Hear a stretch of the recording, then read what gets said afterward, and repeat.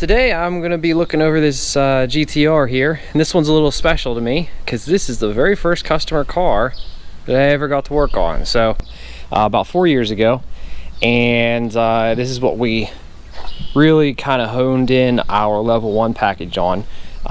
We had these parts on my own car, but it's always a little bit different when you try to do it to a customer car. You want it to be a little bit nicer and a little bit more complete, I guess. So this car came in bone stock, and along with some service items, we did, like I said, our level 1, which is bolt-on turbos, Haltech, Elite, injectors, fuel pump. Didn't open the engine up at all. Didn't do any sort of oiling system modifications. Didn't do any, you know, I mean, it's literally a stock car with turbos to it, or bolted on, and some tuning. And it's impressive what this thing can do. Just bolting on some turbos and pump gas and like 16 pounds of boost. It's probably about the power level that you would expect these cars to have when they came out, or at least, you know, when you hop in one after having watched them for so many years or played them on video games. The factory power seems a little bit lacking. So let's have a look at the engine bay. It's pretty close to stock, but we'll have a look at it and see what it sees. All right, here we are. So this engine, as far as I can tell, has never been out. And we did some paint work on the valve covers, on the turbo pipes, on the intake. Didn't take the intake off, just masked it off and removed the throttle stuff just to make it look better, and just clean the engine bay up a bit. Customer supplied these real cool Elite pipes. But down in there is a set of dash 7s with factory wastegate, well, the wastegate actuators that they come with. You know, painted stuff up, cleaned it up as we did, or as we went through it. And the reason the car is back is because we did a air conditioning kit. Midori Sembi air conditioning kit. Well, I don't know if you can see that or not. It's down hiding in there. So AC pump, bracket, condenser. Here's the lines for the condenser. And then you don't have any leaks, and you have a nice cold. Now it switches it over to 134A instead of the R12, so it's not going to be as cold, but it will not leak. So that's what we did on this one, and then a couple other things: timing belt, water pump, new drive belts there. Just, you know, service stuff. But anyway, let's go look at the dyno graph. And we all color match the lip as well. So we'll go look at the dyno graph and see what this thing did. All right, so apparently the screen's a little blue on the camera. Sorry about that, so bear with me.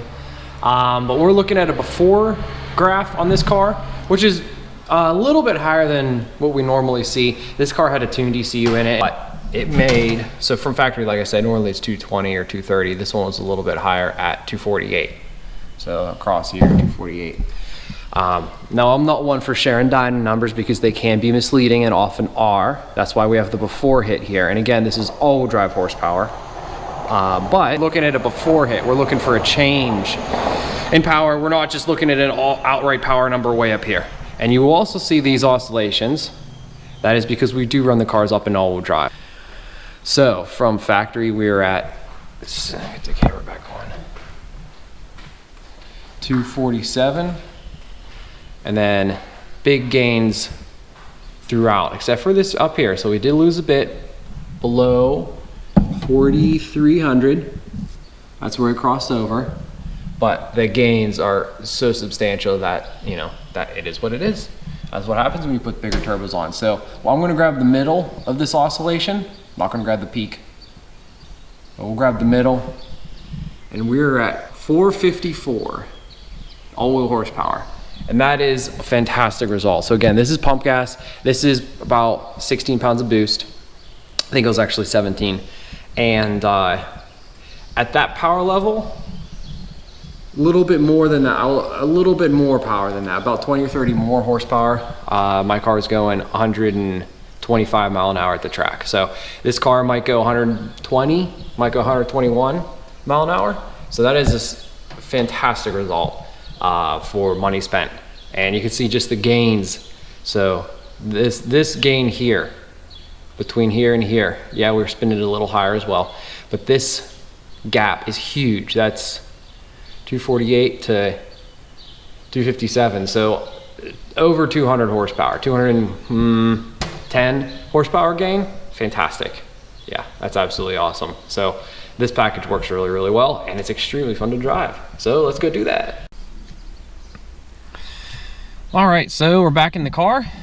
I'm gonna fire it up and go for a little drive, just so you guys can see what this package drives like with our tuning, and how power comes on, and what drivability is like. So obviously we want a nice startup. Car's been sitting outside for the, it's about 3 o'clock. It's been sitting outside all day. So it's a pretty good cold start, although it's not terribly cold outside, but we'll fire it up anyway.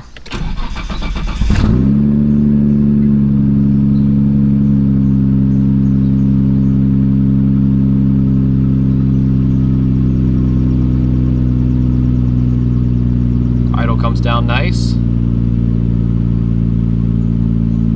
All right, let's go for a ride.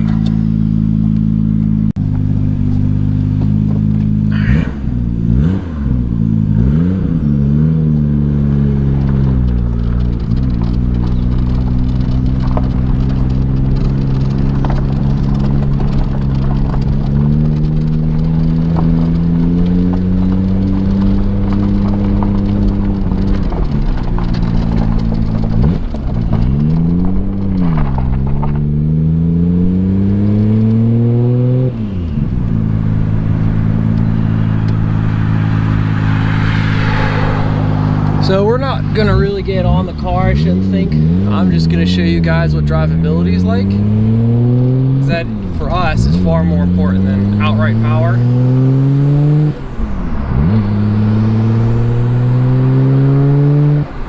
It drives like stock.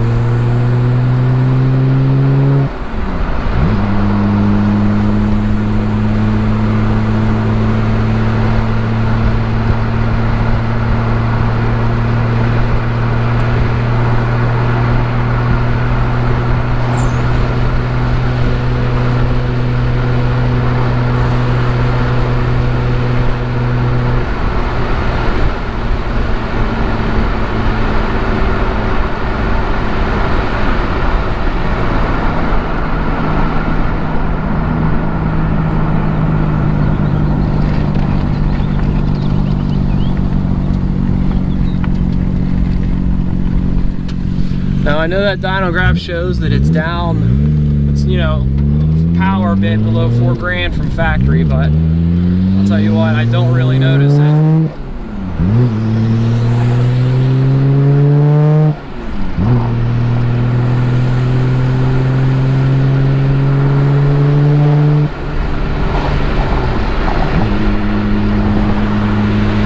We're just cruising along. I guess I should probably have the windows up. Cruising, and I mean, we could just roll into it and start making some boost.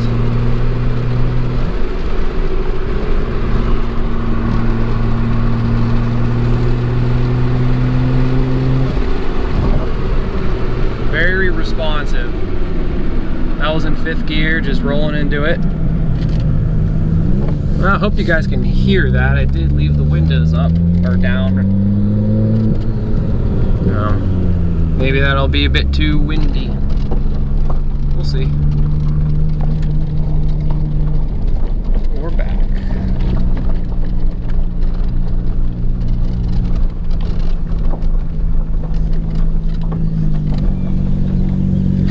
Anyway, so that's what it's like. Pretty factory driving. Assuming your factory car drives nicely, which most of them don't now that they're this old. But we're idling at around 850 RPM,